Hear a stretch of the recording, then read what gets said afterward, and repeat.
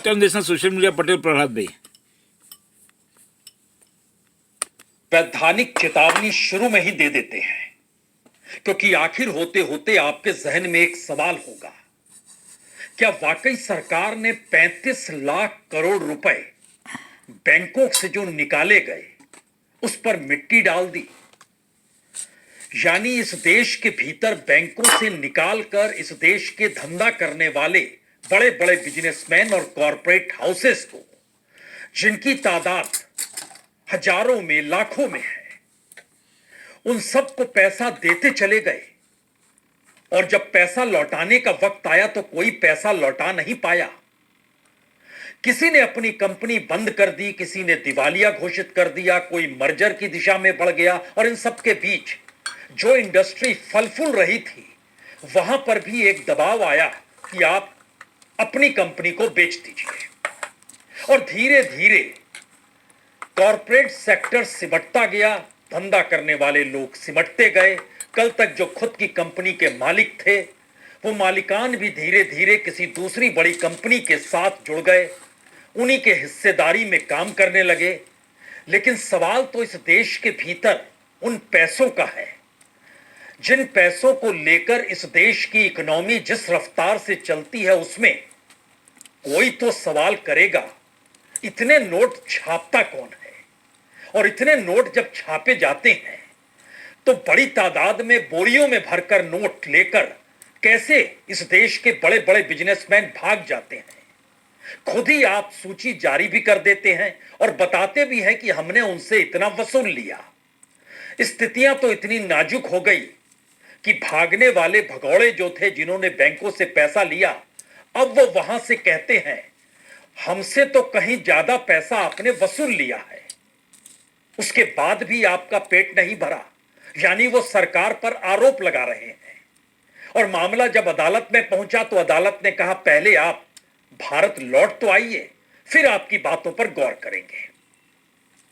बहुत उलझन नहीं है, एक एक पायदान पर खड़े होकर आज इस देश की उस हकीकत को जानिए जहां पर यह सवाल वाकई बड़ा है। इस देश का मैन्युफैक्चरिंग सेक्टर, इस देश के भीतर रोजगार, इस देश के भीतर इंडस्ट्री, ये सारी चीजें पनपती क्यों नहीं है, तेज हो क्यों नहीं पाती है? तो शुरुआत करते हैं इसी बात को लेकर कि बीते 5 वर्षों में इस देश के तकरीबन 2,04,268 प्राइवेट कंपनियां बंद हो गई।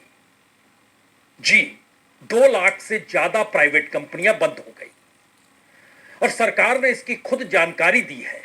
लेकिन सरकार से जब पूछा गया पार्लियामेंट के भीतर, जब इतनी कंपनियां बंद हो गई है तो इसमें काम करने वाले लोग कहां गए? उनके पास कोई काम बचा है या नहीं बचा है?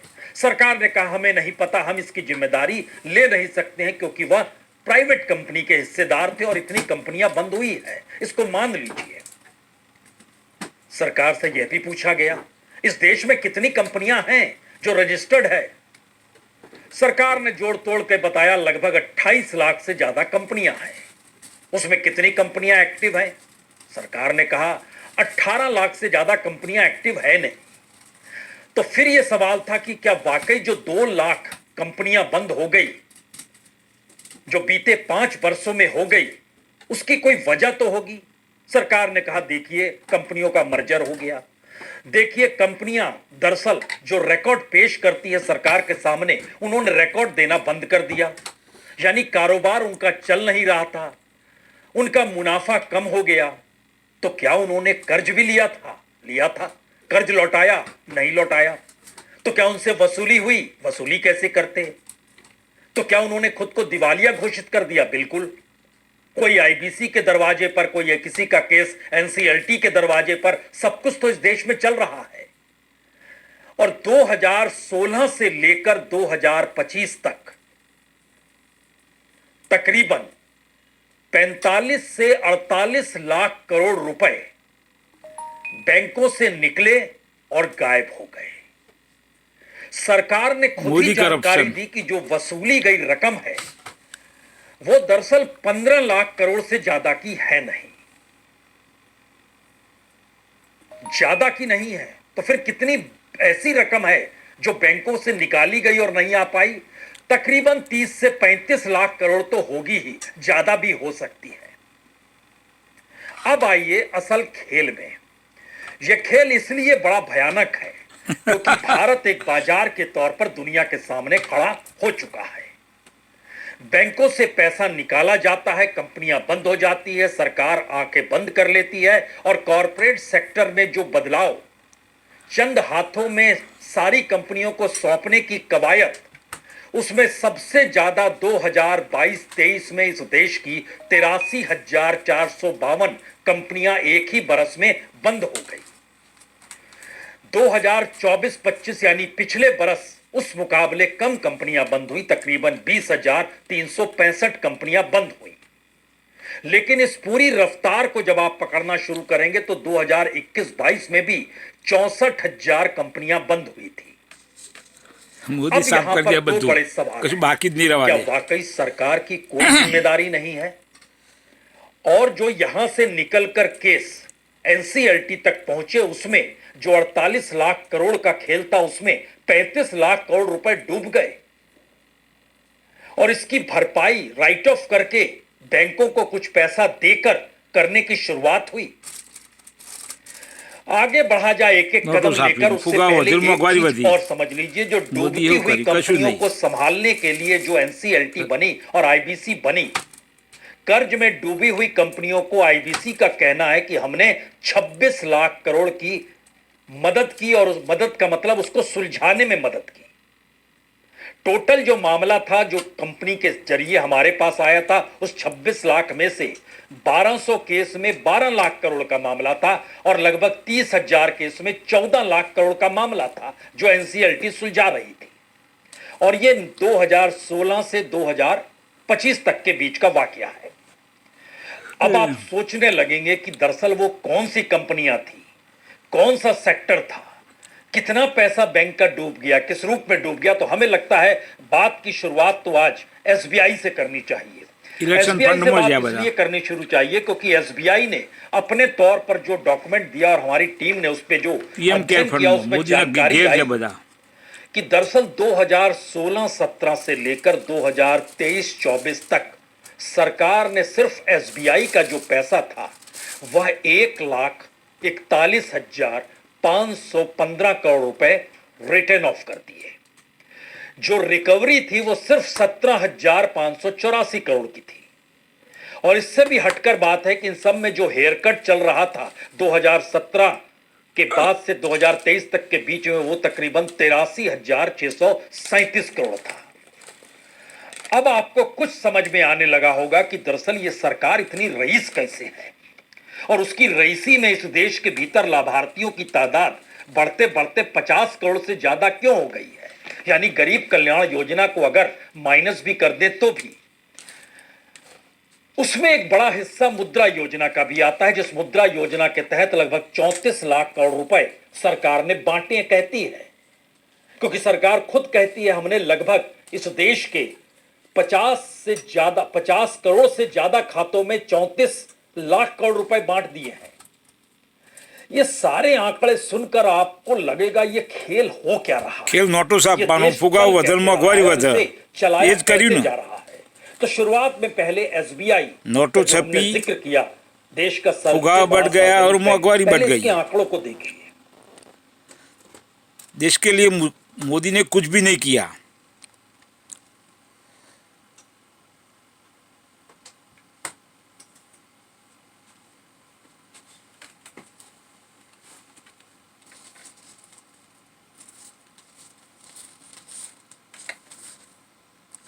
दरअसल इतनी बड़ी बड़ी रकम देखकर हो सकता है आपके जहन में फिर सवाल आए, इतना पैसा बैंकों का डूबता है, सरकार उसकी भरपाई कर देती है। तो और आरबीआई दुनिया का के सामने गवर्नर भारत की मोदी रखता इकोनॉमी तो है। जिस रफ्तार से बढ़ रही है रघुनाथ उसमें राजन अंदर का जैसा सच चाहिए। है क्या? तो अंदर का एक सच तो यह है कि इस वक्त खुद सरकार ने जानकारी की कि देखिए मैन्युफैक्चरिंग सेक्टर का जो ग्रोथ है वो सिर्फ 1.8% है, जो पहले की तुलना में काफी नीचे आ गया है। माइनिंग सेक्टर में भी नीचे आ गया है, पावर सेक्टर में भी नीचे आ गया है। अगर आप इंडस्ट्रियल आउटपुट भी देखेंगे तो लगभग बीते 1.25 बरस में सबसे नीचे चला गया है 0.4% तक पे ये आके खड़ा हो GDP गया है। नीचे चल गई इन है। सब के बीच भारत के भीतर जो तो लाइव कोयला फिगर निकाला है। जाता है, उस कोयला को निकालने में भी हम रुपया बहुत एमटी हो नीचे गया है। 3.7%, जो अप्रैल से नवंबर तक का इस फाइनेंशियल ईयर का आंकड़ा है, वह प्रोडक्शन जो है कोयले का भी नीचे आ गया है। सरकारी कंपनियों में हिस्सेदारी कैसे कम की जाए और अब कॉरपोरेट के साथ साथ बैंकों को भी शामिल कर लिया जाए, तो बैंक ऑफ महाराष्ट्र के हम 6% बेचने जा रहे हैं। लगभग 2600 करोड़ का लाभ होगा। यहां पर रुक जाइए। बैंक ऑफ महाराष्ट्र का 6% सरकार अपनी हिस्सेदारी बेचेगी। कुछ दिनों पहले फाइनेंस मिनिस्टर ने कहा बड़े बड़े बैंक चाहिए, तभी देश का ग्रोथ हो पाएगा। और बड़े बैंकों का मतलब होता है बैंकों का भी मर्जर। जो कंपनियों का मर्जर हो रहा था, जिस पर से सरकार ने आंखें मूंद ली कि 2 लाख से ज्यादा कंपनियां जो बंद हुई, उसमें सबसे बड़ी वजह मर्जर की थी। बैंक और प्राइवेट कंपनी, सरकार दोनों दो अलग अलग दृष्टि से देखती है, लेकिन बात इससे भी बनेगी नहीं। सरकार जब सत्ता में आई 11 बरस पहले, तो उसने जिन क्षेत्रों को आगे बढ़ाया, उसमें संयोग से जो टॉप के 6 सेक्टर थे, steel, construction, manufacturing, real estate, pharma, textile, इसमें बाद में फूड एंड बेवरेज को भी जोड़ दिया गया। और इसके जरिए कहा गया कि जो कंपनियां आएंगी वो कंपनियों का ग्रोथ होगा। ग्रोथ होगा तो उसको आप लोन दीजिए, लोन दीजिएगा तो वो लोन की भरपाई कर देंगे, क्योंकि बाजार बहुत बड़ा है और भारत इंफ्रास्ट्रक्चर के मामले में अब अपनी पाइपलाइन में जिस निजीकरण की दिशा में बढ़ा है, उसमें लाखों करोड़ रुपए उसमें फूके जाएंगे। और एक नेशनल पाइपलाइन भी मोनेटाइजेशन और प्राइवेटाइजेशन की बना ली गई।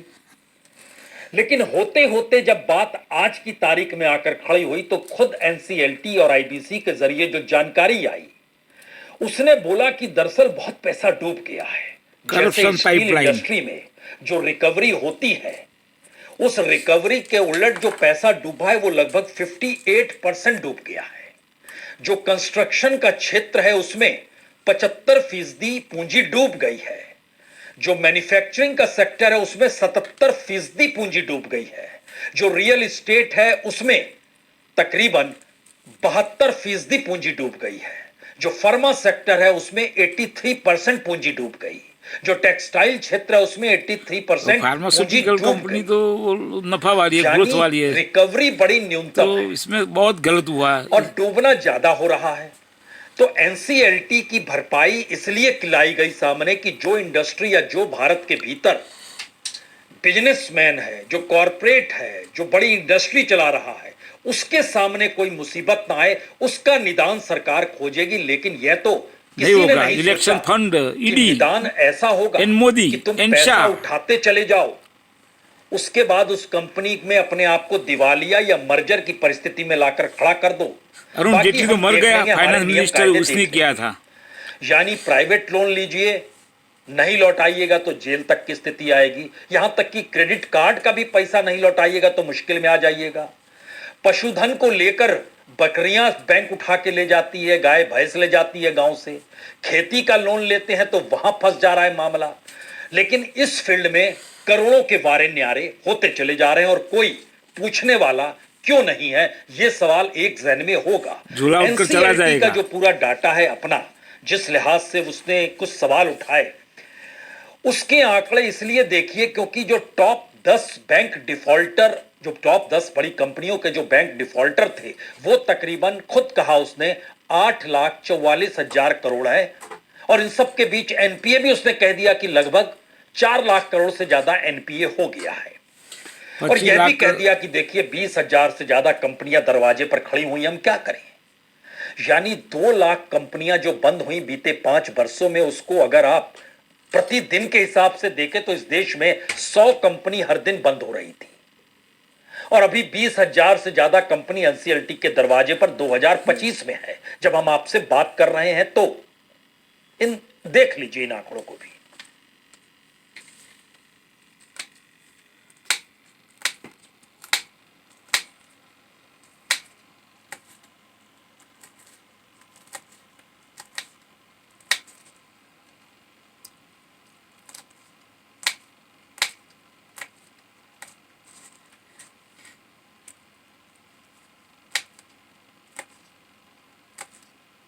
हो सकता है अब आपके जहन में एक नया सवाल आए, क्या इस देश के भीतर में सबसे बड़ा बिजनेस कंपनियों को खोलकर बैंकों से लोन लेकर सरकार से नजदीकी रखते हुए या तो भाग जाइए या फिर नए तरीके सरकार ने ही नए कानूनों के जरिए निकाल दिए हैं जहां आपको कोई मुश्किल होगी नहीं, और नहीं होगी मुश्किल का मतलब यह है कि सरकार का कानून ही काम करेगा।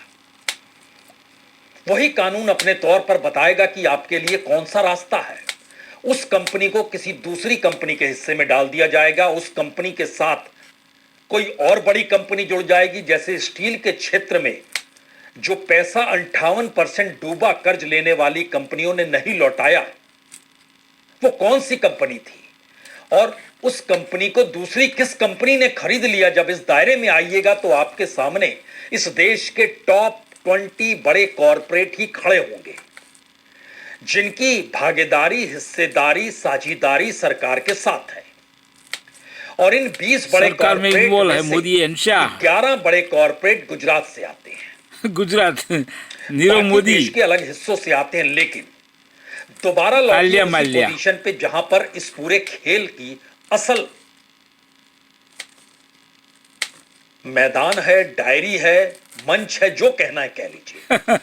क्योंकि पार्लियामेंट के भीतर वित्त राज्य मंत्री ने एक जानकारी दी। उन्होंने कहा, और ये कल परसों की बात है, मतलब इससे पिछले हफ्ते की बात है, उन्होंने कहा कि देखिए 31 अक्टूबर 2025 तक इस देश के 15 व्यक्ति जो थे जिनको हमने एफईओ यानी भगौड़ा आर्थिक अपराधी जिसे घोषित करते हैं, उनमें उन्होंने 9 सार्वजनिक बैंकों को जबरदस्त नुकसान पहुंचाया है।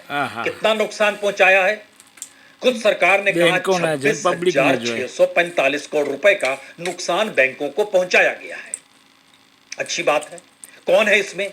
इसमें विजय माल्या है, इसमें नीरव मोदी है, इसमें नितिन संदेशा है, इसमें सुदर्शन वेंकट रमन है, इसमें रामानुम शेखरत्नम है, इसमें चेतन संदेशा है, इसमें दीप्ति संदेशरा है, इसमें पुष्पेंद्र कुमार वैद हैं, इसमें हितेश पटेल। ये नाम बताए गए बकायदा। ये भाग गए हैं और पैसा लौटाते नहीं है। और यह भी कहा गया कि देखिए जो पैसा नहीं लौटाया गया उसमें जो 26,645 करोड़ रुपए है, इसमें अगर एनपीए का इंटरेस्ट जोड़ दीजिएगा तो ये तकरीबन 31,000। International social media Patel Prahlad बे एक जानकारी दी। उन्होंने कहा, और ये कल परसों की बात है, मतलब इससे पिछले हफ्ते की बात है, उन्होंने कहा कि देखिए 31 अक्टूबर 2025 तक इस देश के 15 व्यक्ति जो थे जिनको हमने एफईओ यानी भगौड़ा आर्थिक अपराधी जिसे घोषित करते हैं, उनमें उन्होंने 9 सार्वजनिक बैंकों को जबरदस्त नुकसान पहुंचाया है। कितना नुकसान पहुंचाया है? खुद सरकार ने कहा 26,645 करोड़ रुपए का नुकसान बैंकों को पहुंचाया गया है। अच्छी बात है। कौन है इसमें? इसमें विजय माल्या है, इसमें नीरव मोदी है, इसमें नितिन संदेशा है, इसमें सुदर्शन वेंकट रमन है, इसमें रामानुम शेखरत्नम है, इसमें चेतन संदेशा है, इसमें दीप्ति संदेशरा है, इसमें पुष्पेंद्र कुमार वैद हैं, इसमें हितेश पटेल। ये नाम बताए गए बकायदा। ये भाग गए हैं और पैसा लौटाते नहीं है। और यह भी कहा गया कि देखिए जो पैसा नहीं लौटाया गया उसमें जो 26,645 करोड़ रुपए है, इसमें अगर एनपीए का इंटरेस्ट जोड़ दीजिएगा तो ये तकरीबन 31,347 करोड़ हो जाएगा। फिर कहा गया हमने वसूली की 19,187 करोड़ की, 19,187 करोड़, यानी कुल मिला के जो बकाया था वो 12,000 करोड़ का बचा हुआ है अगर सरकार की बात को मान ले तो। अब यहां पर एक अजीबोगरीब स्थिति हुई। मुंबई हाईकोर्ट में एक मामला पहुंचा विजय माल्या का। विजय माल्या का कहना था कि दरअसल हमसे जितना वसूल लिया गया है वो तो ज्यादा वसूल लिया गया है, लेकिन जरा यह तो देखिए सरकार जिन बातों का जिक्र पार्लियामेंट में करती है और बैंक जिन बातों का जिक्र करते हैं कि हमारा इतना पैसा विजय माल्या के चक्कर में डूब गया, दोनों का मिलान तो कर लीजिए। तो विजय माल्या के वकील ने चीजों को रखा सामने और कहा कि देखिए वित्त मंत्री ने संसद में कहा 14,100 करोड़ रुपए वसूले गए हैं, 14,100 करोड़ रुपए वसूले गए। बैंक ने लेकिन जो पेज शामिल किया, बैंक का जो दस्तावेज है उसमें कहा गया 10,000 करोड़ रुपए वसूले गए। अब दोनों के बीच नंबर का चक्कर है और नंबर छोटा मोटा नहीं है। 4100 करोड़ 4100 करोड़ कहां गए, ये पहला सवाल किया गया। बीजेपी में फंड में तो गया राज्य कार्यालय मंत्री बनाने ने के अपने लिए। तौर पर संसद में बताया कि नहीं नहीं, अभी भी उन पर 10,000 करोड़ का बकाया है। तो बैंक से पूछा गया कितना बकाया है, बैंक ने कहा 7,000 करोड़ का बकाया है। फिर 3,000 करोड़ का गड़बड़ी हो गया। यानी वसूली की गई रकम जो है, बैंक अलग कह रहा है, सरकार अलग कह रही है। जो बकाया है वो बैंक अलग कह रहा है, सरकार अलग कह रही है। तो ऐसे में हमारी टीम ने निकाला कि रिकवरी को लेकर क्या इससे पहले भी सरकार ने कुछ कहा था। तो पता गजब चला करप्शन दिसंबर दिखा। 2024 में कहा था कि हमने दुनिया में होती उधर करप्शन मोदी सरकार में 15,094 करोड़ होती। की रिकवरी कर ली है, यानी 15,094 करोड़ की रिकवरी कर ली है। उस दिसंबर में कहा और इस नवंबर में कहा 14,100 करोड़ की वसूली की गई, उसमें भी वेरी हो गया। यानी पार्लियामेंट के भीतर रखे गए डॉक्यूमेंट्स, बैंकों के अपने डॉक्यूमेंट्स, और इसको कौन कह रहा है? वो शख्स कह रहा है जो इस देश के बैंकों का पैसा लेकर फरार हो गया। और कोर्ट कह रही है आप हिंदुस्तान लौट के आइए। वो शख्स कह रहा है लौटेंगे तो उसके बाद क्या होगा हमें नहीं पता है, क्योंकि सरकार जिस लिहाज से काम करती है, जब वो पार्लियामेंट में अपने पुराने डाटा को नए डाटा से मेल नहीं कर पाती है, बैंक डायरेक्टर बदल जाता है तो एक झटके में रकम बदल जाती है। तो इसका उपाय क्या है? उपाय किसी ने नहीं बताया। तो ऐसे में हमारी टीम ने कहा कि दरअसल ये एनपीए का खेल को एक क्षण के लिए दोबारा परखा जाए और ईयर वाइज डाटा निकाला जाए। जब ये डाटा निकाला गया तो चौंकाने वाली स्थिति थी, क्योंकि हमने जिक्र आपसे कहा कि एनसीएलटी के जरिए जो 35 लाख करोड़ का खेल नजर आ रहा है, जो उठाया गया, उन सब के बीच एनपीए अपने तौर पर बतलाता है कि लगभग 16 लाख करोड़ रुपए जो खुद सरकार ने कहा हाँ इतने पैसे एनपीए के जरिए अलग अलग तरीके से दिए गए। लेकिन उसमें हमारी टीम ने काम किया कि सवाल सिर्फ सरकारी बैंकों को अगर देख लें तो यह लगभग 13,21,260 करोड़ है। 13,21,260 सब करोड़। साफ हो ये गया। स्थिति है बीते 10 बरस की, 11 बरस की सरकारी बैंकों की। और इसमें अगर प्राइवेट बैंक भी मिला दीजिएगा, फॉरेन बैंक्स को मिला दीजिएगा, तो यह 16 लाख करोड़ को पार कर देता है। अब यहां पर आपके सामने कुछ सवाल जेल होंगे, में जो लेकिन कोई पहले इलेक्शन में NCERT चोरी का कर सत्ता छोड़ता जो नहीं। पूरा एनपीए का डाटा है उसको भी तो देख लीजिए।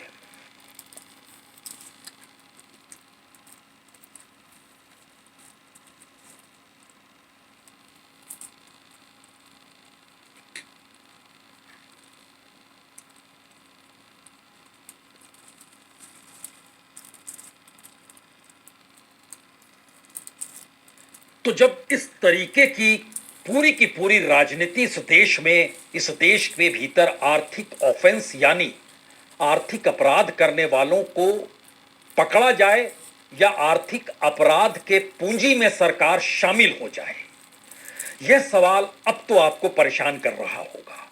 क्योंकि जितने लोग भी इस देश को छोड़कर भाग गए, सबके पीछे ईडी लगी। इन्फोर्समेंट डायरेक्टरेट ने अपने तौर पर मनी लॉन्ड्रिंग का केस सबके खिलाफ बनाया। सभी देश छोड़कर भागते चले गए। जो भाग गए वो बाहर से कह रहे हैं हमसे ज्यादा वसूल लिया गया। यह तो एक हिस्सा है। दूसरा हिस्सा क्या है? दूसरा हिस्सा है जो नहीं भाग रहे हैं, उनके लिए हमने अपने नियम कायदे बना दिए हैं। आपको कुछ तकलीफ नहीं होगी, राहत रियायत होगी, क्योंकि हम चाहते हैं कि इस देश में मिनिमम प्लेयर रहे जिनके हाथों में इस देश को चलाने की क्षमता हो। यानी रोजगार का जिक्र, मैन्युफैक्चरिंग सेक्टर का जिक्र, मजदूरों का जिक्र बेकार की बात है। ये सब पैसे से पैसा बनाने की प्रक्रिया में दुनिया के लिए हम बाजार जब खोल रहे हैं तो माइनिंग सेक्टर तो नीचे जाएगा ही, क्योंकि विदेश से आने वाला कोयला हमें सस्ता मिल रहा है। ठीक इसी तरीके से कल को हम अनाज भी बाहर से मंगा लेंगे। क्या दिक्कत है? यूक्रेन से ही अनाज आ जाएगा, सस्ता पड़ेगा। यहां के किसानों को हम मजदूर बना देंगे, उसको झोंक देंगे अपने उस कार्यक्रम में जो मनरेगा से लेकर इस देश के भीतर में जो भी हमें चाहिए उस दिशा में ले जाते हैं। लेकिन चाहिए क्या? और सब क्या अपराधी बनाकर एक ऐसा सिस्टम क्रिएट कर दिया गया कि हर कोई अपराधी और पैसा कमा रहा है।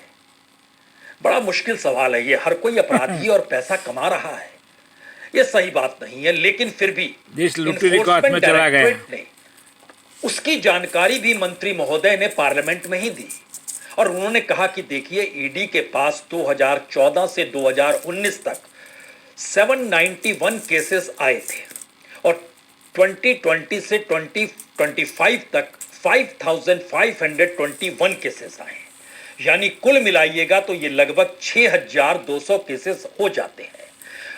120 लोगों को दोषी पाया गया और इसमें बड़ी महत्वपूर्ण बात यह है कि जैसे इस लास्ट फाइनेंशियल ईयर को देखिए, 1 अप्रैल 2024 से 31 मार्च 2025 तक देखिएगा तो 775 केस, उसमें 15 ही दोषी पाए गए।